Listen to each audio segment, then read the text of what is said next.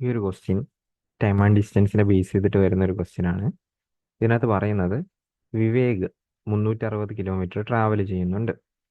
അത് partially by കാറും partially by motor സൈക്കിളുമാണ്.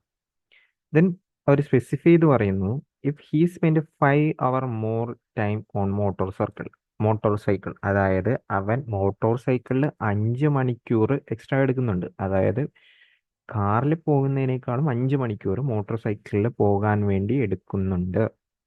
The velocity of the motorcycle is 40 kilometer per hour. Velocity of the car is 60 kilometer per hour. Then how much distance he cover in motorcycle? അങ്ങനെയാണെങ്കിൽ എത്ര kilometre ആണ് അവൻ motor സൈക്കിളിൽ travel ചെയ്തതെന്നാണ് ചോദിച്ചിരിക്കുന്നത്. അപ്പോൾ ഇവർ വ്യക്തമായിട്ട് ആദ്യം തന്നെ പറയുന്നുണ്ട്, 40 കിലോമീറ്റർ സ്പീഡിൽ പോകുന്ന മോട്ടോർ സൈക്കിളിൽ 5 മണിക്കൂർ എക്സ്ട്രാ ട്രാവൽ ചെയ്യുന്നുണ്ട്. അപ്പോൾ അതിനർത്ഥം 200 കിലോമീറ്റർ എന്ത് ചെയ്യുന്നുണ്ട്, എക്സ്ട്രാ ഇതിൽ മാത്രമായിട്ട് ട്രാവൽ ചെയ്യുന്നുണ്ട് മോട്ടോർ സൈക്കിളിൽ. ബാക്കി 360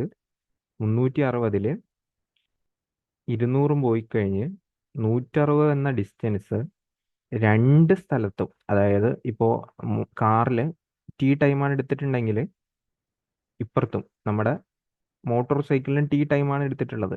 അവിടെ രണ്ടിടത്തും ടൈം സെയിം ആണ്.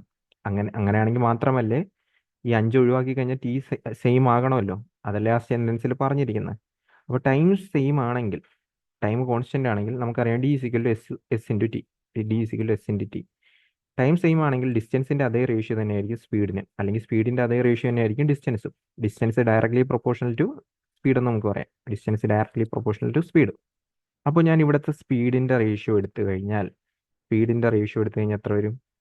60:40, 3:2 എന്ന് പറഞ്ഞു വരും. ഇത് തന്നെയായിരിക്കും ഈ ഡിസ്റ്റൻസ് സ്പ്ലിറ്റ് ആയിട്ടുള്ള റേഷ്യോ.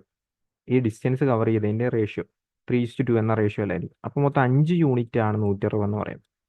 5 യൂണിറ്റ് ആണ് 160. അപ്പോൾ ഒരു യൂണിറ്റ് അല്ലെങ്കിൽ എക്സ് എന്ന് പറയുമ്പോൾ 160/5 32 വരും അല്ലേ? 32 വരും. അപ്പോൾ നമുക്ക് ആക്ച്വലി മോട്ടോർ സൈക്കിൾ മാത്രം കണ്ടുപിടിച്ചാൽ മതി, കാർ കണ്ടുപിടിക്കേണ്ട ആവശ്യമേ ഇല്ല. 2 യൂണിറ്റിന് കറസ്പോണ്ടിങ് ആയിട്ടുള്ള നോക്കണം. ഒരു യൂണിറ്റ് 32 ആണെങ്കിൽ 2 യൂണിറ്റ് എത്ര വരും? 64. ടോട്ടല് എത്ര ഡിസ്റ്റൻസ് ആണ് മോട്ടോർ സൈക്കിളിൽ കവർ ചെയ്തതെന്ന് ചോദിച്ചാൽ, ഇവിടെ ഒരു 200 ഉണ്ട്, ഇവിടെ ഒരു 64 ഉണ്ട്. സോ 264 ഡിസ്റ്റൻസ് ആയിരിക്കും ഇതിന്റെ ഫൈനൽ ആൻസർ ആയിട്ട് വരുന്നത്.